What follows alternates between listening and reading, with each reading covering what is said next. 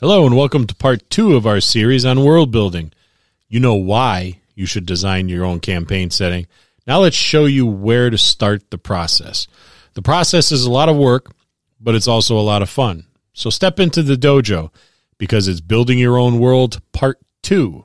Where to begin? This week on the Dungeon Masters Dojo.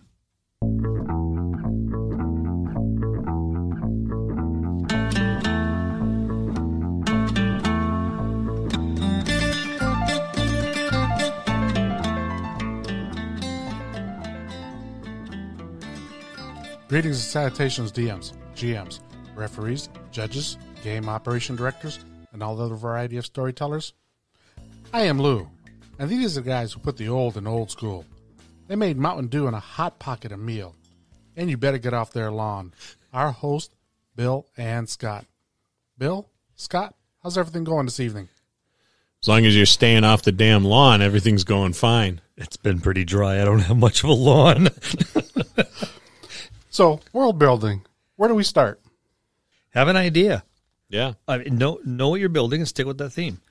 Visualize in your mind what your world's going to be. Now, your world might start off small, and then we mentioned this in the last episode. You start off small, work your way up.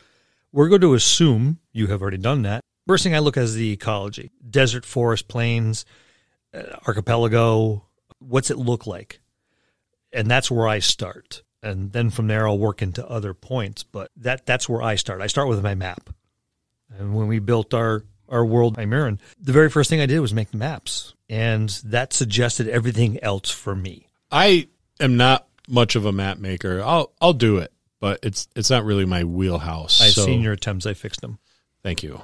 I start with a story, and I think that's why when we began building our world, it worked out well because I was looking at the story of the world, how it came to be, and Bill was looking at the world. You know, what are the continents? What are, where are the mountain ranges? Where are people's nations located? How the population moved. Yeah. Did this population moved from point A to point B or didn't move because of this mountain range or this body of water? So the two of us bouncing back and forth. He goes, well, I want to do this because that won't work because you're talking about a plains people and the part of the world we're talking about doesn't have plains. It's mountainous or it's swamp or it's islands. We need to move them or rethink it. Start bouncing ideas back and forth, and that's how we kind of flesh things out. But like I said, for me, it starts with the lay of the land, and he starts with the story, and then he'll look at my maps, and I'll listen to his story. And between the two of us, we just like, well, that would work really well over here. And he'd look at, well, you're right. And then I can do this. So that's the first one. And then we start looking at other things like the type of government. That's usually a big one. Is it a monarchy, a democratic republic, theocracy? We have all those in our world. So that's the next thing is what's the people doing. Again, we're talking big scale now. We're not talking town, city. We're looking at continents. And I think the big question to ask, at the onset of such an endeavor is what type of fantasy world is it? Yeah, that's big. It's huge, and it defines everything that comes after that too. Mm-hmm. Is it high magic? Is it low magic? We wanted to get away from a lot of the stuff that's kind of already been done. We wanted to go low magic. Well, we cracked our world, literally cracked our world with high magic and as part of the backstory. And that's why our world is low magic, because it's regulated. So now when you say low magic, just so everybody understands, you're talking about just items. For the most part. We're talking about, in our particular instance, what low magic is our world, Hymerin, is a very magical world, just like any of the other ones out there. It's just that magic training is guarded. It's very regulated. Magic items are regulated. All of the old world magic items, artifacts and the whatnot, those have been or are still in the process of being sought out, seized, and brought back to the regulatory body of magic for the world and secured there so a major incident like the one that cracked the world can't happen again. Thank you for that explanation. You look informed. Well, I just wanted everybody else to understand because we keep saying Yeah. low magic. Yeah. But what is low magic for us compared to everybody else? Yeah, and we talked a lot about that. It's like, okay, what's going to keep the world low magic? Well, this is what it is. Okay, how do they function? So people are going to naturally have a resentment towards that, and then now we're talking black markets for magic items, and Well, that's where a lot of the government came in too, because it was large entities that are policing that, how much magic is out there. So that became two of those entities that work together but are somewhat diametrically opposed. They're the ones that drive the controlling of the magic in our world. Doesn't mean your world has to be that way. That's what we decided in our world to do. And he was right. There was an awful lot of conversation about what level of magic we were going to allow in the world and how it was going to be regulated. And in that conversation was the impetus of how these two organizations came to be, and which became driving forces in the entire world. And actually took up good chunks of the continent because several parts on the world, physically, geography, were populated and controlled by these two entities. And that's where that kind of marriage between the story and the geography of the world happens, because the geography tells a story just as well as the written words of the story do. The geography changed very, very much as a result of what the world's history was. So the world would be a very different place to someone who was displaced in time and moved forward several thousand years. A lot of what was once there no longer is, or drastically moved. Or in a different location. Another thing to think about is population density. The population has a tendency to gravitate towards water sources, but sometimes water sources aren't available. So where do you put them? Take a look at your maps. What does the map suggest? Or you decide, this is what I want. Now I'm going to build my map to match it. Go either way. But you need to figure out where your population densities are going to be. And then the other big thing that I have on my list is resources. Minerals, metals, forest, water, flora and fauna. What are the resources of the world? And that's going to drive your population. That's also going to decide where your cities are, your towns are, your trade routes. You're thinking on a continental level here. So don't worry about what's happening with your town or your city. It's how does one city move their resources to another city and gather the resources from that city, or the other province, not necessarily the city, the province or the state that's 2-3 away. And it seems like a lot. Mostly that's because it is. There's a lot to take into consideration if you want to build a believable fantasy world. And I know that entire phrase sounds a little bit strange. An oxymoron, like jumbo shrimp. Yeah, exactly. But you got to pick a theme early on. Yes. And you got to stick to it. And then you have to give a little bit of thought. It's you got to give a lot of thought. Yeah. How long did we sit there and mull this over before we actually put something to pen and paper? Like 3 years. It was a while. It was 3 years or thereabouts where we talked and re-talked point after point after point, then revisited, because everything you decide on changes everything that preceded it. Yep. And that's not to suggest that you take years to do that. That just speaks to the obsessive nature of the two of us, which probably isn't healthy. But, thought makes a huge difference in the believability of your fantasy world. Lou. Yes. Our world. It's amazing. I'll just leave it at that. We'll start with that right now. Well, I mean, you've seen maps. Yep. We're not even getting into the people and stuff like that. Just the general overall look of the world. Is it believable? Yes. You have all your, like you said, your grasslands, your plains, your cities, your capitals, everything. It's all there, and it's just it's incredible what you guys did, what you put together. Now, see, I'm a bit of a science and nerd and geek, so I will look at the weather patterns based on the build of the continents, and that will decide where the forested areas are, where the plains are. I spend way too much time on the Discovery Channel, Learning Channel, History Channel. I mean, just Agreed. Yeah. But I mean, when I build a map, I take continental plate tectonics into. Now, I'm not saying you need to go into that level. All right. Like I said, I have self-imposed OCD. But I stare at it, and every little thing has to and will influence everything around it. And that influences everything around that. And that's how I build my maps, my worlds. And then from there, I hand it over to Scott and go, here you go, boy. Here's your playground.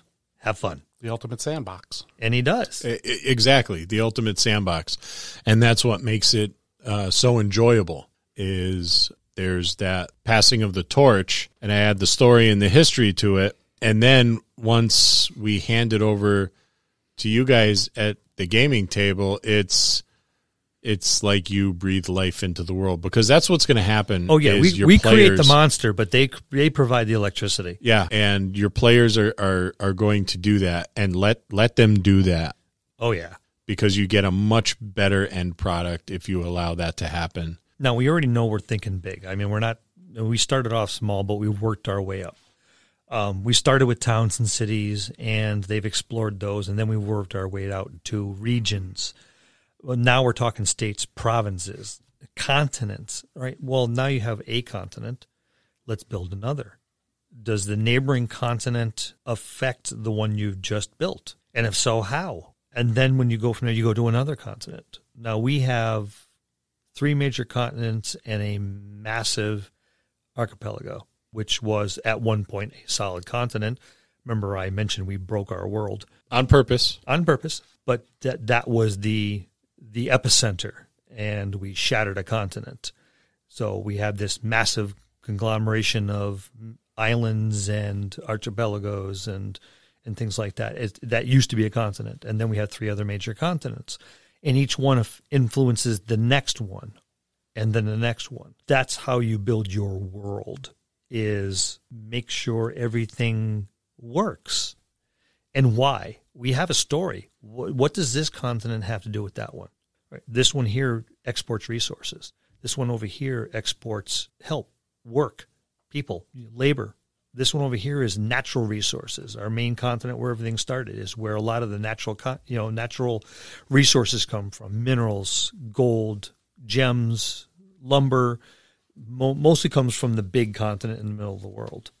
Every continent influences another, just like in the real world. There is no islands that are not influenced by something. And you want everything to influence everything around it, because that's where you get your connections, where your characters are going to jump from one continent to another for a reason. And now they have not only a reason, but a way, a means. There's trade routes set up. There's resources being moved from one to the other, and that gives them avenues to move from one point to another. And on a story level, when thinking of the history of your world, continents still, as far as like the history of people, they still have an influence on one another. When the cataclysm happened, the remnants of the indigenous people of that continent that was torn apart, they began to migrate, and they encountered other people who were previously engaged in a pretty lengthy war with another civilization, who ended up winning in the end. But then there were other slaves they held that revolted, seeing them weakened, and civilization changed after that. And so the story of one continent influences the story of another continent, much in the same way that the trade routes from one continent influence another. And how do these stories intertwine, and what happens when refugee peoples come in contact with other indigenous peoples, and how have their ideologies changed after destruction of an entire civilization? Do you get fragmentation of that remaining population? And all these things come to mind. You have people that were at one point subjugated and now became a powerful force and are no longer so. They've come to the forefront as a populace. And like I said, every continent influences and every people influences. You can tell who built the map and who built the people. And that's next week's. That's next week's. We come from 2 different points, but we speak these back and forth, and he gives me the input on what I build I give him the input on what he builds. And having someone to bounce it off of, which is a point we're going to talk about a little bit later on, definitely helps a lot. And if you're done with that point, we'll move to the next one. I have just a few more. Like one of the things I like to do is always start small, and that's precisely what we did. And I like to build in a kind of a spiral fashion. Mm-hmm. You know, we have this one point we started at. In our case, we started with a place called Darkhold, which really could have been anywhere. Yes, it could have been on Faerun. It could have been in Greyhawk. It actually started as a fortification I built for another game entirely. Not even this game system, and it wasn't even D&D. It was for another system altogether. I transposed it to this and said this would be a good starting point, and that's where the whole thing from week one, or the very first time we went off on our get together, we started from Darkhold, and the whole world spun from there. Yeah, and very much so a spiral pattern. And that's a really good way to start, because even though you're thinking big, you're starting small. And you can always, when you start, you have very little detail. You have enough detail to kind of launch your adventure. It's a focal point. Yeah. But it allows you to change gears too. Mm-hmm. If you see the progress of a television series, it often starts in that same fashion. Yes. Where there's very little detail put into the first, maybe even the first season. It's all about the character building, the first. Yep. And then you start really fleshing out the world and the setting. Mm-hmm. And that is a really good lesson to learn in your world building. You're absolutely right. How about right about now, we kind of step back for a second. I know I need a refreshment. I know Lou needs a refreshment. And I'm hoping you need a refreshment. We all need a refreshment. So let's take a break. We'll be back in a moment. Hi, it's Lou. You know, the good-looking one with a full head of lush hair? I'm taking a break from filling DM Scott's shampoo bottle with Nair to tell you about our new website, thedungeonmastersdojo.com. There, you'll find a host of awesome things, including a picture of me. Every third Friday of the month, a new blog post related to gaming comes out. Interested in getting caught up on the podcast episodes? You'll find those on the website too, as well as other interesting information. Head on over to thedungeonmastersdojo.com and pay us a visit. Send us a message too. We'd love to hear from you. Now, if you excuse me, I have to take the batteries out of DM Bill's hearing aid. See you next time in the dojo. Okay, and we're back. We are. Glasses are full. Yeah, they are. I should have had dinner. Okay, we've touched on this already, making a map. This is one of my favorite things to do. It went all the way back to graph paper and a pencil. Flashback. Back in the good old days. Wow. There's the old map maker that came with the Core Rules CD. There's Incarnate. And what I happen to be using lately is WonderDraft. I do a touch of research, formations of land masses, influences of moving water especially. And then I sprinkle a lot of real-world science into my fantasy world. And then it gives a certain level of validity to what I build for my maps. You don't have to. But it's fun, and you should. If your continent is perfectly round, cool. Okay. If the next one's triangular, cool. If the other one has 6 points, cool. If that's what works for your world, build it. Like I said, I'm a bit of a nerd and a science geek, so I use plate tectonics and water movement. I go through all this stuff. And like I said, I build the world, and then I hand it off to Scott and say, here, put people in it. And that's really my favorite part of world building is populating the world. And we're going to talk about that in episode 3 of our world building series, which I'm pretty excited for. One thing that I will always suggest, and I know not everybody has this handy, but if you do, co-DM your world. Yes. Have another DM assist in the creation. We are a little spoiled that way. We are. We're very fortunate. You and I stumbled at each other as gamers 30-odd years ago. Millions of years ago. It seems that way. And when we both had hair, and it was all one color. I still have mine. And you're the reason we don't. That is true. But then, we hit it off. I think I was game mastering. Actually, we ran into each other at gaming stores that I was game mastering at on a regular basis. It was something soldier, either pony or toy. Soldier. Well, Yeah. there was the Pony Soldier, and there was another one in just on the road to Tin Soldier. Yep. But the Pony Soldier is where I met Lou, and I met you, a couple other friends. And I went in there, and I game mastered there for a while, and that's how we first got started. And it wasn't until later in the years that you and I started really kind of bouncing stuff off of one another.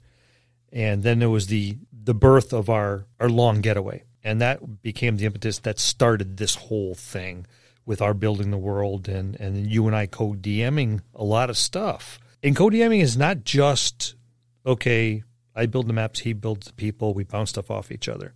We've actually sat at a table where he was at one end, I was at the other, and while he was telling the story, I was leaning over and having interactions with the individual people around the table, still in the scenario. While he was doing the broad strokes, I was doing little micro stuff. And then it would come to combat, and I would take over the combat. And while I was doing combat, he was doing just the opposite. Well, while they're doing it, you see this, and you see that. And this is something that just kind of happened. And that's we didn't really, practice it. It just no. It just happened. Yeah, it was practiced pretty much at the table. Yeah. At that time we were doing it. And it's a large table. We're fortunate in that we have no shortage of gamers. True. And I know not everybody's in that kind of position because sometimes it's hard to pull together just 3 or 4 other people to sit at a table. But we have 16. We've had as many as 22. Yeah, and that's a lot. So when we have them all sitting at one table, having a GM at either end of the table really helps if you're in sync with your co-GM. And that's really what the key is. One of the other ways we deal with it when we go away, we can have anywhere from 10 to 22 people, as Bill mentioned. We run 2 tables. Bill has one in one room. I have one in another room, and we run 2 separate adventures that are part of the same campaign and storyline, which sounds a little confusing. So I'll give you Parallel story arc. Yeah, I'll give you an idea of what we did. One year when we started our brand new campaign with brand new characters for 5th edition, because previously we were 2.5, my group was inside of a city that slowly became overrun by these mutated creatures. And their job was to discover what was going on in the city, and they ended up getting trapped there when things got to like critical mass. So their goal pretty much was to get out and tell the powers that be what was going on and what they found. So they had to run this gauntlet through a city, and they started in a church's bell tower. Meanwhile, Bill's group was the second group that they were sending into the city because they thought my group had already been killed because they hadn't heard from them because the city had been overrun. So they hired a whole new group of adventurers to go in to try to finish the job that this other group started. So we're running 2 separate tables, 2 separate adventures, but of the same story arc. And slightly offset timelines. Slightly offset timelines. Very slightly, but still offset. And I always come back to being a DM is more of an art than a science because you can't really plot it out on a piece of paper, right? It's all practice. Oh, absolutely. So this sort of thing works for me and Bill because we're in sync. We're constantly communicating. We talk at the end of the day. There's no egos being stepped on because we all know where our strengths are, and our strengths offset one another's weaknesses. So we end up with a really, really good and refined product that our players are very happy to play through. But give it a try because it's really, really fun to do that with another GM. Even if it's not another GM that you're going to sit at the table with and is going to run the game with you, an experienced player or someone who is very creative, Yep. bounce your ideas off that other person because it gives you a different perspective. And in doing so, that will set you off in a new direction of thought. And hopefully, like in Scott's and my case, he will throw something at me and I'll give him my perspective. And then he will reestablish where his perspective, and then iterate that. And then I will say, well, then what about this? And it goes back and forth, and it's a tit for tat. Or during the course of an hour and a half, 2 hours sometimes, an entire series of encounters or entire plot line has completely changed from the beginning, but has been enriched considerably because now you have two perspectives that have gone back and forth and back and forth. So even if it's not another game master and another experienced player, or like I said, someone with a creative mind, even if he's not part of the game, it could be your cousin, someone you work with. Hey, this is what I'm doing. Right? They may not even understand the game, but if they get the gist of the story and can give you another perspective from where you're coming, and you keep bouncing it off of them. So it doesn't even have to be another game master. It could be someone else that has a like interest, but is coming from a different perspective. It's interesting you say that because one of the people I communicate with frequently about things pertaining to our world is Tom. And Tom is an exceptionally gifted game master, but he's a very knowledgeable player. Mm-hmm. And he provides me with a lot of really valuable feedback from a player's perspective. He's one of our rules lawyers too. Yeah, he really knows. He knows the system. Yeah, he's part of the reason why we built the world, because he knew so much about the game. But he's one of those players that Bill mentioned that you can really gain a lot of perspective from. So even, going back to a couple episodes ago or whatever, where we talked about, communicate with your players. It's important. Mm-hmm. Their feedback is valuable. And I will tap into Tom's knowledge semi-frequently regarding stuff with the world, because he has a knack for fine-tuning and pointing out, gaps, mm-hmm. things we may have missed. And you got to really check your ego at the door when you do stuff like that, because you're really not infallible. And when your players are gracious enough to provide you with their feedback on those things, take it and appreciate that feedback. Especially if more than one player brings up a point. Yeah. Then obviously that is I won't say fault, but a weak point mm-hmm. that you need to shore up. The person you're bouncing stuff off of is there to fortify your weaknesses. Sometimes your strengths can be overbearing. They're to rein in your strengths, because your strengths are your strengths. So you're going to throw them out there 110% when you really only need 80. You don't need your strength to be forefront all the time.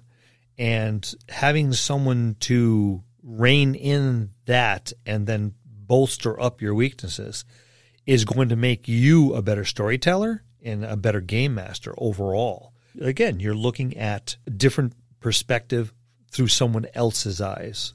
Yeah, and really they're doing that because not only do they have a love for the game, but they have an appreciation for what you've created, and they care about it. And they care mm-hmm. about it probably just as much as you do, and that's why they're offering their opinion on it. Well, they're part of it. They're part of it. We've mentioned a number of times your players are part of the narrative. A big part. And when they get invested in it enough where they're like, no, well, I had an idea.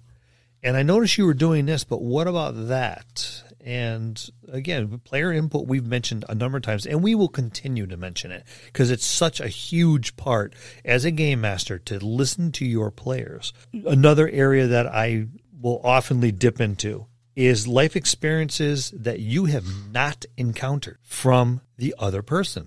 Scott, you've gone places I have not. And vice versa. You've done places. Now, I've been to 41 different countries in the world. I've been to 38 of the 50 states. I travel a lot, and I see a lot of things that drive what I want to do. I spent 2 weeks and drove all the way around the entire Grand Canyon, then went to the bottom of it. Why? Because nature is something that I enjoy. Seeing the land being removed by water and wind. Like I said, I'm a nerd. I'm a geek. I will go looking for fossils. We all are. Yeah, but it's an experience that I have, and I will share that with you. And then you have experiences, and you have skills and stuff that I do not have. And when you as a game master are reaching out to other people, have you ever is a very powerful phrase. Yeah. Because especially when you have not, you're actively reaching out to this person saying, listen, I have not experienced this particular thing. Have you? And if they have, great. If they haven't, fudge it. You got two. You have two different perspectives. Go at it that way. But life experiences from other people is huge. It is. And when you ask that question, have you ever, or what do you think, or share this experience that I know you had with me, what does that say about you as a DM? It says you're approachable, you care about your players' input, they have value at your table, and just that simple question goes a long way. Absolutely. And it'll pay back huge dividends later on. And that's just as good oftentimes as having a co-DM. Okay, so you have some great ideas. Now you need to execute them. Yeah, and those ideas are only good if they can be executed, really. What I usually do is set a list of objectives and do my very best to stick to it. When we were building the world, I showed up with an easel and one of those really, really monster giant pads. And remember, we were jotting stuff down on it. Is it an extreme? We didn't think so. It seemed natural and a good idea for us to keep track of what we were doing. But you need to execute those ideas and stick to what's really important and in an order. Now, you're going to go out of order. We did a gazillion times. But with a whiteboard or a big pad or something to refer to, you always had something to come back to get you back on track. And whether you're building your world or building an NPC or anything, you need to get back to your starting point and make sure you click off everything you need to click off of. So, as I said, for us, we did that. And we didn't deviate too much. I mean, you're always going to deviate. Yeah, and that just comes with your world being kind of, for lack of a better term, a living object, right? It grows. Well, for us, deviation usually came around the third or fourth drink. Yeah. And I think one of the things that we did that worked really well for us and would probably work well for you guys out there too, take the opportunity to use your campaign to fill in the details of your world. You don't have to do it all at once, but whatever you were doing, wherever in the world you are, take that opportunity to kind of fill in some details. What's the culture like there? What's the landscape like? Because and we touched upon this, every nation of the world has kind of a unique landscape. They have a unique architecture. They have a unique manner of dress. Their weather's different. Take those opportunities to fill in those little details, to kind of breathe life into that place on the map. Describe what they harvest for flora and fauna. Describe what their houses look like. Yeah. What jewelry do they wear? What do they eat? Yeah. These are little details that will often come up. We all know that the ports are usually a congregation point for a number of races, for different creeds and whatever, for different reasons. Yep. You can look at the crowd and go, oh, well, there's that person with this particular dress and that particular jewelry. And, well, they're obviously from this particular region. Yeah, what was cool is we were doing something very similar to that, and I don't know who it was. It could have been you or I who was describing probably both the some of the people there, and someone goes, oh, that's a Perthan. Yes. Yeah, that person must be a Prenigine. And when that happens, you've done a pretty good job of filling in the details, but it also tells you that your players are invested in the world that they've played in.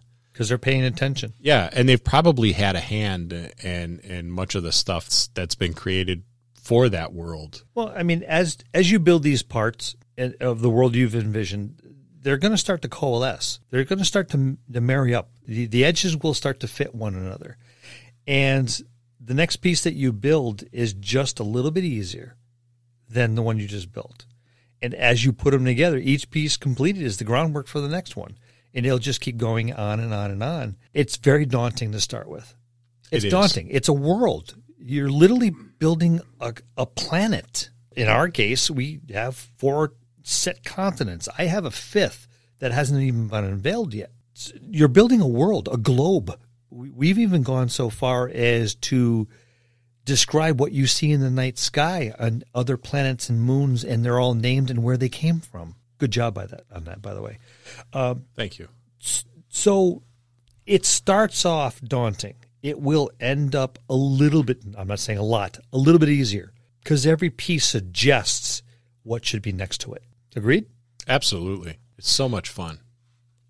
Okay, so in conclusion, to build an entire world can be very daunting at first. But All you have to do is decide what you want or need in a playable environment. Build a small portion at a time, preferably get a friend to assist, then start. Keep at it. Be careful. It's addictive. That's part 2 of our series of world building. Where to begin? Part 3 will be coming soon, so keep your ears open. That's going to conclude this episode. Thanks for tuning in and listening. Please subscribe to the podcast for more great content. If you'd like to hear a particular topic, you can reach us on Facebook at the Dungeon Masters Dojo, or you can drop us an email at thedungeonmastersdojo@gmail.com. Thank you, and have a good day.